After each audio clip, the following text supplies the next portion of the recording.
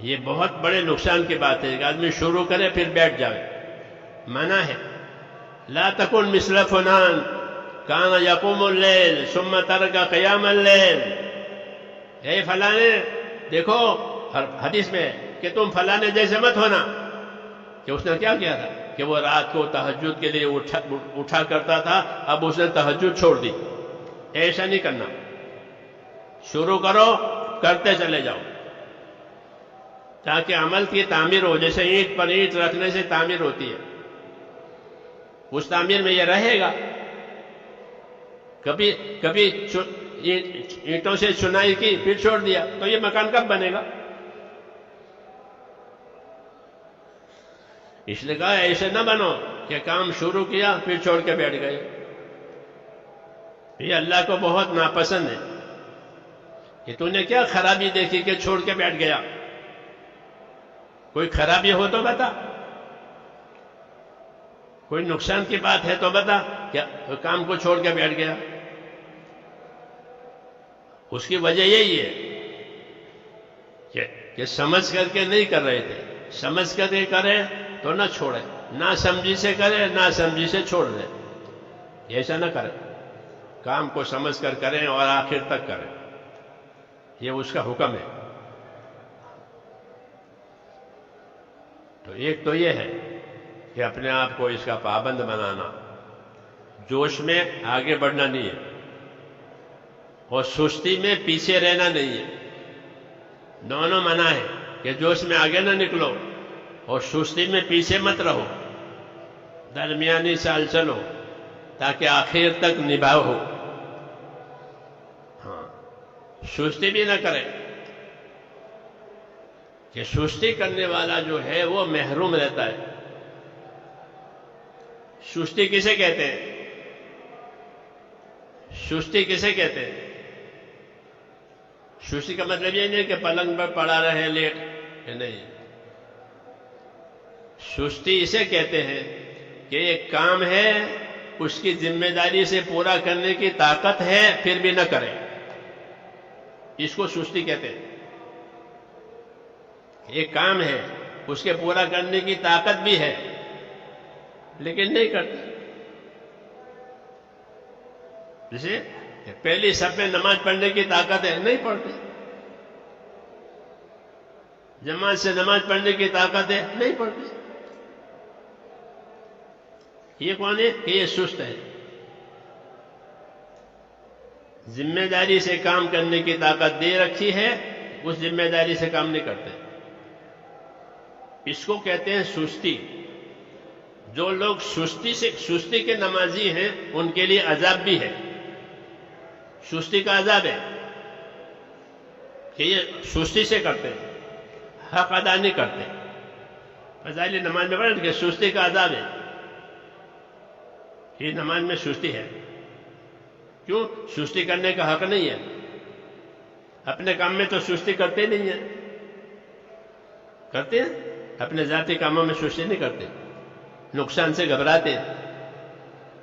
سستی ہوگی تو نقصان ہوگا. تو سستی اسے کہتے ہیں کہ یہ کام ہے، ذمہ داری سے پورا کرنے کی طاقت ہے پھر بھی نہیں کرتے. اس لیے منع ہے. سستی آفت ہے. بہت سی خیر سے آدمی اپنی سستی کی وجہ سے محروم ہو جائے گا. ہاں، اس لیے اپنے آپ کو پابند کرے، سستی میں نہ رہے. سستی کی سزا ہوگی، چاہے وہ عبادت ہو جائے لیکن سستی کی سزا ہوگی. سمجھ میں آئی نا بات کہ دین اللہ کی امانت ہے. جان سے مال سے اس کا حق ادا کیا جائے گا. ہم اس میں آزاد نہیں ہیں. یہ سب جانی طاقتیں حقوق ادا کرنے کے لیے دی ہے. کس کے لیے دی ہے؟ جتنی جانی طاقتیں، مالی طاقتیں، وہ حق ادا کرنے کے لیے دی ہے. اور حق دو قسم کے ہیں.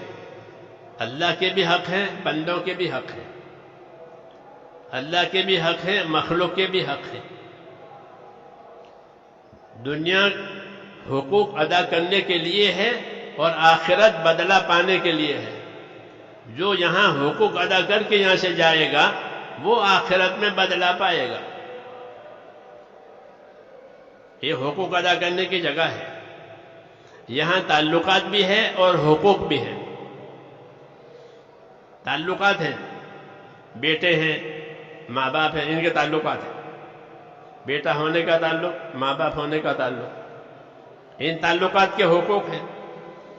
پڑوسی کے حقوق ہیں. تاجر ہے تو اس کے اور گاہک کے حقوق ہیں. سب کے حقوق ہیں. دنیا ہے دار الحقوق. بکری پالی ہے تو بکری کا حق ہے، گائے پالی ہے تو گائے کا حق ہے. ہاں جانور، حضور صلی اللہ علیہ وسلم لوگوں کو ڈراتے کہ جانوروں کے بارے میں اللہ سے ڈرو. یہ گونگے ہیں، اپنی حاجت بتا نہیں سکتے، اپنی تکلیف بتا نہیں سکتے، ان کے بارے میں اللہ سے ڈرو. جانوروں کے بارے میں کیوں کہ یہ دار الحقوق ہے دنیا. ہاں اس میں حقوق ادا کیے جائیں گے. دین آتا ہے حقوق کی تعلیم دینے کے لیے. دین کیوں آتا ہے؟ حقوق کی تعلیم دینے کے لیے. سب سے پہلے اللہ کا حق، سب سے پہلے اللہ کا حق. اللہ نے پیدا کیا ہے، اللہ روزی دیتا ہے، زندگی دیتا ہے، سب کچھ وہی دیتا ہے. اس لیے پہلا حق اللہ کا،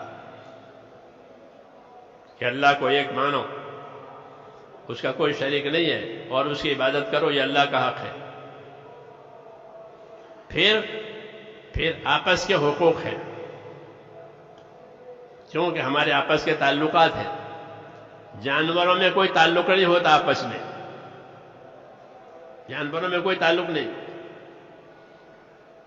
بچہ بڑا ہو گیا، اڑ گیا، کون ماں کون باپ کچھ نہیں.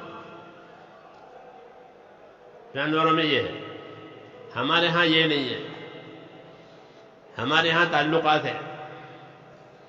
ہاں رشتہ داری کے بھی تعلقات ہیں، ضرورت کے بھی تعلقات ہیں، دونوں حساب سے تعلق.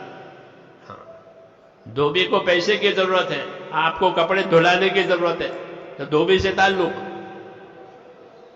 جی ہاں ضروریات کے تعلقات، رشتہ داری کے تعلقات، مختلف تعلقات، کہ ہمارے ان سے تجارتی تعلقات ہیں. یوں کہتے ہیں یہ بھی بیپاری ہے، میں بھی بیپاری، ہمارے تجارتی تعلقات ہیں. تعلقات، دنیا تعلقات کی جگہ ہونے کی وجہ سے اللہ تعالیٰ نے حقوق قائم کیا تاکہ کوئی کسی کا حق نہ مارے، حق ادا کرے.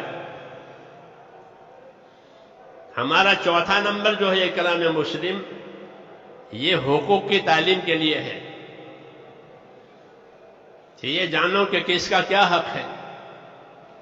جو علم اللہ تعالیٰ نبیوں پر اتارتے ہیں اس میں حقوق کی تعلیم ہوتی ہے. کس کی؟ کہ اللہ کا حق ہے تو کیا کرنا پڑے گا؟ کہ اللہ کا حق ہے ایمان کا اور اخلاص کا، کہ اللہ سے معاملہ کرو ایمان کے ساتھ، اخلاص کے ساتھ. یہ اللہ کا حق ہے. وَمَا أُمِرُوا إِلَّا لِيَعْبُدُوا اللَّهَ مُخْلِصِينَ لَهُ الدِّينَ، کہ ان کو یہی حکم دیا گیا تھا کہ یہ اللہ کی عبادت کریں گے اخلاص کے ساتھ. اللہ کی عبادت کو، اللہ کے کام کو اخلاص کے ساتھ کرنا، یہ اللہ کا حق ہے. مخلوق ہے، مخلوق کے ساتھ، کہ مخلوق کے ساتھ معاملہ ہوگا کہ انصاف کے ساتھ اور احسان کے ساتھ. مخلوق کا کیا حق ہے؟ کہ مخلوق کا یہ حق ہے کہ مخلوق کے ساتھ انصاف سے رہو، احسان سے رہو. یہ مخلوق کے ساتھ، ایمان کے ساتھ، اخلاص کے ساتھ، اللہ کے لیے. مخلوق ہے تو انصاف سے رہو، احسان سے رہو. یہ تبلیغ ہے ہماری. تبلیغ چلوں کا نام نہیں ہے فقط کہ چلے دے دیے، کہ چلوں میں یہ سمجھانا ہے کہ ہم ایمان اور اخلاص کے ساتھ اللہ کے لیے، اور بندے ہیں تو یا کوئی دوسری مخلوق ہے تو کہ اس کے ساتھ انصاف سے اور احسان سے رہیں گے۔ انصاف کا کیا مطلب ہے؟ انصاف کا مطلب یہ ہے کہ جو چیز اپنے لیے پسند کریں گے وہی دوسروں کے لیے پسند کریں گے، جو چیز اپنے لیے نہیں پسند کریں گے وہ دوسروں کے لیے نہیں پسند کریں گے۔ یہ انصاف کا معیار ہے کہ تم جو چیز اپنے لیے پسند کرو وہی دوسروں کے لیے پسند کرو، جو اپنے لیے ناپسند کرو وہ دوسروں کے ناپسند کرو۔ اس سے مومن بنو گے، حدیث میں اس سے مومن بنو گے۔ تحب لنفسک ما تحب لغیرک ما تحب لنفسک، اپنے غیر کے لیے وہ پسند کر جو تو اپنے لیے پسند کرتا ہے، تو تو مومن بنے گا، اس کے حق کا امانت دار بنے گا۔ تو انصاف کا حکم دیا کہ انصاف سے رہو، جو چیز اپنے لیے پسند کرو وہی دوسروں کے لیے پسند کرو، جو چیز اپنے لیے پسند نہیں کرتے دوسروں کے لیے کیسے پسند کرتے؟ انصاف کرنا ہر وقت فرض ہے اور ظلم کرنا ہر وقت حرام ہے۔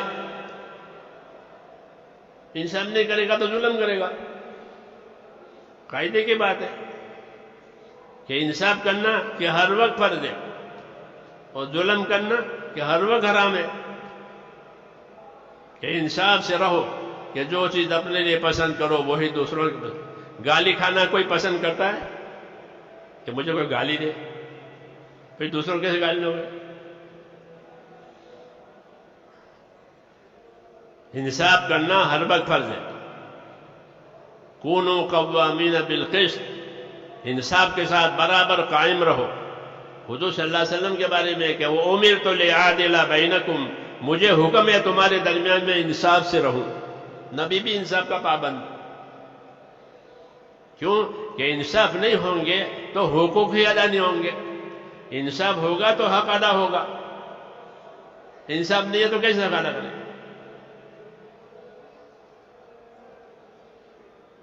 اس لیے کہتے ہیں انصاف کی صفت پیدا کرنے کے لیے اللہ کا خوف پیدا کرو۔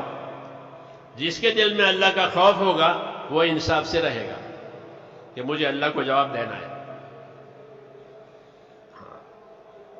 ہماری ایمان کی محنت کی ایک خوبی یہ ہے کہ اگر یہ ایمان کی محنت صحیح طریقے سے ہوگی تو آدمی اپنے دل میں اللہ کا خوف لے کر گھر جائے گا۔ ہم نہیں کہتے وہ ولی ہو جائے گا، یہ نہیں کہتے ہم کہ وہ 4 مہینے دے کے ولی ہو جائے گا، یہ دعویٰ ہمارا نہیں ہے، لیکن انشاءاللہ ثم انشاءاللہ اگر کام کو اور وقت کو اصولوں سے پورا کیا ہے اللہ کا خوف لے کر جائے گا، اب اللہ سے ڈر کے زندگی گزارے گا۔ یہ نہیں بھائی میں نہیں کر سکتا، یہ اللہ سے دیتے ہیں اندر کہ حکموں کی محنت قربانیوں کے ساتھ ہوگی، اندر اللہ تعالیٰ کے دل خوف پیدا ہوگا، اس لیے وہ اللہ کے بارے میں ڈرے گا۔ بہت سے لوگوں نے جب اندر خوف پیدا کیا تو برسوں کی قضا نمازیں پڑھی، کہ جاہل تھا 20 سال نماز نہیں پڑھی، اب اللہ کا ڈر پیدا ہوا، کیوں تبلیغ میں وقت لگایا اور اچھا لگایا، 20 سال کی نمازیں باقی ہے تو 20 سال کی نمازیں قضا پڑھ لی، روز حساب کر کے تھوڑی میں اس آدمی کو جانتا ہوں جس نے 20 سال کی نماز قضا پڑھی ہے۔ خالی قصہ نہیں ہے کہ مغرب سے عشاء تک مسجد میں رہنا اور اپنی چھوٹی نمازیں قضا پڑھنا، آج اتنی پڑھی، آج اتنی پڑھی، اتنی پڑھی، اور کسی سے کہا بھی نہیں۔ جب پوری ہو گئی مرنے کا وقت آیا تو اپنے بھائی سے کہا کہ ایک بہت بڑا بوجھ تھا، وہ کیا کہ 20 سال کی نمازیں قضا ہو گئی، الحمدللہ پوری ہو گئی، توبہ کر لی کہ اب نماز نہیں جائے گی۔ یہ خوف پیدا ہو گیا، یہ اللہ نے اس کو دیا تو ٹھیک ہو گیا، اللہ کا حق ادا کر کے گیا۔ ہم نہیں کہتے تبلیغ سے ولی بن جائے گا، ولی تو اللہ بنائیں گے جس کو بنائیں گے، لیکن یہ تو ضرور ہوگا ہاں کہ اندر ایک خوف پیدا ہو جائے گا، زندگی احتیاط پر آئے گی۔ اور میں نے تو یہ بھی دیکھا ہے کہ صحیح وقت لگانے کے بعد وہ جس لائن میں جائے گا اس لائن میں صاف ستھرا رہے گا. تبلیغ میں وقت لگا کر حج کریں اور ویسے پیسے ہو گئے، مالدار ہو گیا اور حج کریں، حج تو ادا ہو جائے گا، لیکن اللہ کے راستے میں وقت لگا کر حج کرے وہ حج ہی الگ ہوگا. دیکھ لے کوئی ہاں کہ اعمال کی محنت کرتے ہوئے اب حج کو گیا، وہ حج الگ ہوگا. حج تو سب کا ہو جائے گا، بھئی مالدار ہے، مالدار پر حج فرض ہے، پیسے ہو گئے حج کرو، حکم ہے. ہم نہیں کہیں گے کہ نہیں ہوا، لیکن کام کر کے جائے، تبلیغ کر کے اور محنت کر کے کرے حج. دیکھ لے دونوں میں کہ دونوں کے حج میں زمین آسمان کا فرق ہوگا. ایسے ہر شعبے میں، کسی شعبے میں نوکری کرے، وہ وقت لگایا ہوا ہے، اپنی نوکری میں ایمانداری سے چلے گا، لوگوں کی خدمت کرے گا، لوگوں کے کام نکال دے گا. ہاں یہ کام ہے میرے دوستوں، یہ کام ہے. یہ ہم دعویٰ نہیں کرتے، ہم ترغیب دیتے ہیں کہ اس کو کر کے دیکھو کہ زندگی میں کتنا فرق آتا ہے، کہ زندگی میں ایمان آئے گا، اخلاص آئے گا، انصاف آئے گا. ایک چیز میں اپنے لیے پسند نہیں کرتا ہوں، دوسروں کو کیسے پسند کروں؟ انصاف ہے تو انصاف کرنا ہر وقت فرض ہے. انصاف سے آگے احسان ہے کہ احسان کرو کہ تمہارے مال جان سے دوسروں کو فائدہ ہو جائے. اس کو اخلاق کہتے ہیں کہ انصاف بھی کرو، یہ تو فرض ہے، اور انصاف سے آگے احسان کرو کہ میری ذات سے کسی کو فائدہ ہو جاوے، میرے مال سے کسی کو فائدہ ہو جاوے. اللہ کو یہ پسند ہے کہ تمہاری جان مال سے کسی کو نفع ہو جاوے، کسی کو تکلیف دور ہو جاوے. یہ احسان کہلاتا ہے. اس کا حکم دیا ہے بندوں کے حقوق میں کہ بندوں کے حقوق میں انصاف کرنے والے بنو، احسان کرنے والے بنو. جو آدمی اپنے بھائی کی تکلیف کو دور کرے گا، اللہ اس کی تکلیف کو دور کرے گا. جو اپنے بھائی کی پریشانی میں مدد کرے گا، اس کی پریشانی میں اللہ مدد کرے گا. جو پریشانی میں اپنے بھائی کی مدد نہیں کرے گا، اللہ بھی اس کی پریشانی میں اس کی مدد نہیں کرے گا. انصاف اور احسان سکھایا ہے مخلوق کے بارے میں. یہ تبلیغ ہے ہماری. ہاں اس لیے میرے دوستو یہ ایک کام ہے جو اللہ تعالیٰ نے ہم کو دیا ہے، اور جان مال امانت ہے، وہ اسی پر لگانا ہے. ایمان پر، اعمال پر، انصاف پر، احسان پر جان مال لگے. اسراف پر اور فضول خرچی پر مال لگانے کی اجازت نہیں ہے. کہ ضرورت سے زیادہ مال خرچ کر دینا، اس کو اسراف کہتے ہیں. منع کیا کہ اسراف نہ کرو. 5 روپے کا کام ہے اور 50 روپے لگا دیا، وہ 5 روپے میں بھی ہو جاتا. مولانا شہید خان صاحب ہمارے بزرگ تھے، مدینہ رہتے تھے، تو ہمارا جماعت میں ہم تھے، لمبا وقت تھا ہمارا. اور ساتھ حاجی، حج کے زمانے میں حاجی آتے تھے، مولانا حاجیوں کی خدمت کرتے تھے. تو مجھے کہا کہ چلو بازار میں سامان لے آئیں. تو سامان لینے کے لیے وہ پاؤڈر جسے چائے بناتے، دودھ کا پاؤڈر، تو 2 قسم تھے. ایک پیکٹ 1 ریال کا، ایک پیکٹ 1.25 ریال کا. مولانا نے کہا 1.25 ریال کا جو پیکٹ تھا اس میں لکھا ہوا تھا کہ یہ جلدی پگھل جائے گا چائے ڈالتے ہی، اور جو 1 ریال والا تھا وہ جلدی نہیں پگھلے گا. مولانا نے کہا کہ 1.25 ریال والا کا پیکٹ نہیں لینا ہے، 1 ریال والا لیں گے، اس کو چلائیں گے پگھل جائے گا. 1 پاؤ ریال کیوں زیادہ ڈال دیں؟ بزرگوں کے ساتھ رہنے سے یہ ملتا ہے کہ 1 ریال 1.25 ریال، 1 ریال میں اسراف نہیں ہے، 1.25 ریال میں اسراف ہے. یہ مال اللہ کی نعمت ہے. اس کو ضائع نہیں کرنا فضولیات میں. وہ ضروریات کے لیے دیا ہے یا خدمت کے لیے دیا ہے؟ مال سے اپنی ضرورت پوری کرو، راحت حاصل کرو، یا کسی کی خدمت کرو. یا مال میں اسراف، کہ اگر مال میں اسراف ہوا تو اس کی برکت اٹھ جائے گی، مال کی برکت اٹھ جائے گی، اور آدمی مال کا زیادہ محتاج ہوگا اسراف کرنے کی وجہ سے. کیونکہ 5 کی جگہ 50 خرچ کی ہے تو کمانا بھی اتنا ہی پڑے گا جتنا خرچ کر رہا ہے. تو کمائیوں میں وقت لگ جائے گا، جیسے آج ہو رہا ہے کہ کمائیوں میں وقت لگ جاتا ہے. اب دین سیکھنے کے لیے، دین پھیلانے کے لیے وقت نہیں ہے. یہ اسراف کی نحوست ہے. یہ زندگیاں اسراف پر آ گئی. اور قاعدہ یہ ہے کہ ایک نیکی دوسری نیکی پر لے جاتی ہے، ایک بدی دوسری بدی پر لے جاتی ہے، ایک گناہ دوسرے گناہ پر لے جاتا ہے. اسراف ہوا تو اسراف سے معاملہ آگے بھی جائے گا. اسراف میں تو یہ ہے کہ ضرورت تھوڑی تھی، پیسے زیادہ لگا دیے، لیکن جب یہ عادت پڑے گی تو بغیر ضرورت کے پیسے لگا دیں گے، بغیر ضرورت کے مال لگائیں گے. کوئی ضرورت نہیں ہے، شو پر پیسے لگتے ہیں. جی ہاں، اس کو تبذیر کہتے ہیں کہ بلا ضرورت مال خرچ کر دیا، کوئی ضرورت نہیں ہے، بس شو ہے، شوق ہے. اس کو تبذیر کہتے ہیں. یہ شیطانی، یہ روش شیطانی ہے. شیطان نے یہ راستہ سکھایا ہے کہ نبی جس طریقے سے جان مال لگانے کو کہے وہ نہیں، بلکہ اس کے مقابل کی چیز لائے. حدیثوں میں ہے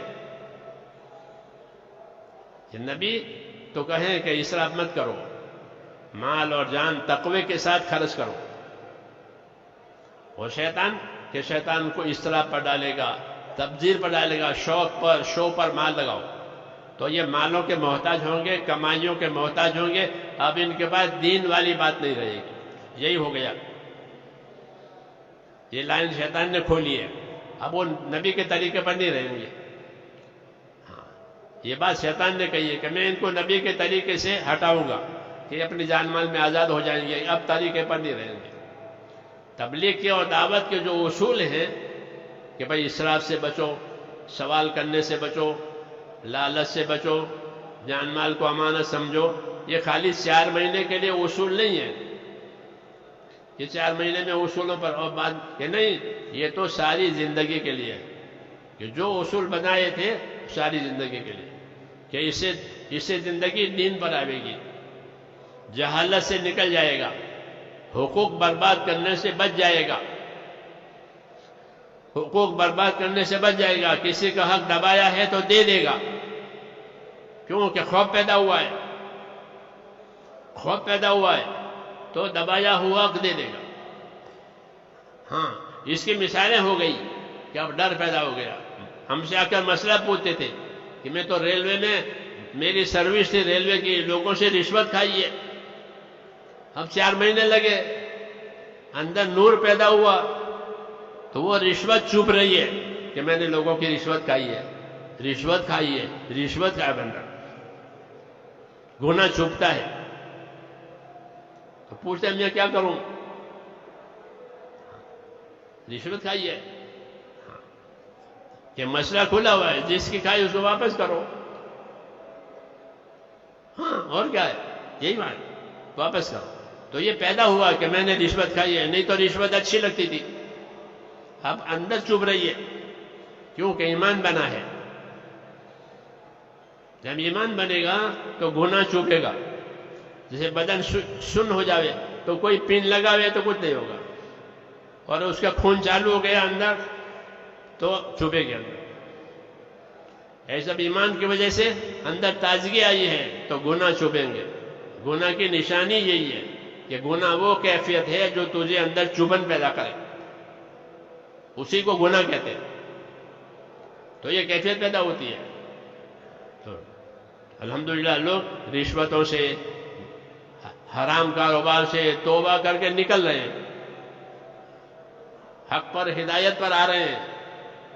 اس لیے میرے بھائیوں یہ کام ہے، یہ ایک بنیادی کام ہے، اصلی کام، جیسے اصلی شہد، اصلی گھی، اصلی دودھ، یہ اصلی ہے، نبوت والا کام، سادہ، ہر مسلمان کر سکتا ہے، غریب بھی مالدار بھی، اور ہر حال میں کر سکتا ہے، ہر جگہ کر سکتا ہے، ایسا آسان کام دیا ہے۔ اور فائدے اس کے یہ ہیں کہ آدمی ایمان والا بنے گا، اخلاص والا بنے گا، انصاف والا بنے گا، احسان کرنے والا بنے گا، توبہ کرنے والا بنے گا، اور اللہ سے قریب ہو جائے گا۔ یہی زندگی کا مقصد ہے کہ زندگی اللہ کو پہچان کر گزارے، تاکہ اللہ کا حق ادا کرے، پھر اللہ کے فرمانے سے اللہ کے بندوں کا حق ادا کرے، تو زندگی رحمت ہو جائے گی۔ زندگی میں کیا ہے؟ حضور صلی اللہ علیہ وسلم نے فرمایا کونوا عباد اللہ اخوانا، کہ اللہ کے تو بندے بن کر رہو، آزاد نہ بنو، اللہ کے بندے بن کر کے رہو، اور آپس کے بھائی بن کر رہو، تاکہ آپس میں انصاف اور احسان کے ساتھ رہو۔ یہ مطلوب ہے۔ جب صحیح محنت ہوگی تو زندگی کی ساری خرابیاں اللہ دور کر دے گا، اور صحیح رخ زندگی کا آ جائے گا کہ اللہ کا تو بندہ ہے اور بندوں کا بھائی ہے۔ اس کو معاشرت کہتے ہیں کہ ہمارا رہن سہن صحیح ہو جائے گا۔ جتنا رہن سہن صحیح ہوگا اتنا دین پر چلنا آسان ہوگا۔ اس کام کی خوبی یہ ہے کہ زندگی کا رہن سہن بھی اچھا ہو جاتا ہے۔ پہلے عبادت زندہ ہوگی، عبادت کے بعد دوسری چیزیں زندہ ہوگی اگر محنت جاری رہی تو۔ اس لیے اس محنت کو کرنا بھی ہے اور کرتے رہنا بھی ہے۔ یہ بہت نقصان کی بات ہے کہ ایک کام کو شروع کیا اور پھر چھوڑ کے بیٹھ گئے۔ بھئی کیا نقصان دیکھا چھوڑ کے بیٹھ گئے؟ بلکہ چھوڑ کے بیٹھنا کیا، بلکہ جو حضرات واقف نہیں ہیں اپنی دعوت سے، اپنی محنت سے، اپنی خدمت سے ان کو بھی تیار کرو، تاکہ 100% مسلمان اپنی زندگی ذمہ داری کے ساتھ گزارے۔ اللہ کی مدد اتنی ملے گی جتنی ذمہ داری پوری کی جائے گی۔ یہ قاعدہ ہے، اور اللہ کی مدد کے بغیر چارہ نہیں ہے۔ جب تک اللہ کی مدد نہیں ہوگی کوئی کام نہیں ہوگا۔ ہاں، اللہ کو راضی کرنا یہ ساری مشکلوں کا علاج، اور اللہ اپنے دین کے بغیر راضی نہیں ہوتا۔ اس لیے دین کی محنت کرنی ہے تاکہ زندگیوں میں دین آوے، دنیا میں دین آوے، ساری دنیا میں۔ یہ اس امت کی ذمہ داری ہے، جان مال اسی لیے دیا گیا۔ اس لیے میرے بھائیوں اس کام کو اچھی طرح سے سمجھیں اور سمجھ کر کے اپنے آپ کو اسی لیے تیار کریں کہ مجھے تو یہ کرنا ہی کرنا ہے، جو ہونا ہے وہ ہو جائے گا، کہ کچھ نہیں ہوگا، جو اللہ نے لکھا ہے وہ ہوگا۔ اور دوسروں کو تیار کرنا، ہاں، اپنی زندگی میں دین لانا، دوسروں کی زندگی میں دین لاوے، اپنے گھروں میں دین لانا، دوسروں کے گھروں میں دین آوے، یہ بڑا انعام ہے۔ تو اس کے لیے ارادے کرو اور سمجھ کر کریں، تاکہ یہ چھوٹے نہیں۔ بے سمجھے کرے گا تو بے سمجھے چھوڑ بھی دے گا۔ ہاں، سمجھ کر کریں، اور اللہ سے دین کی سمجھ مانگے کہ اللہ مجھے اپنے دین کی سمجھ دے۔ آپ بتاؤ اس کے لیے تیار ہیں نہیں سب؟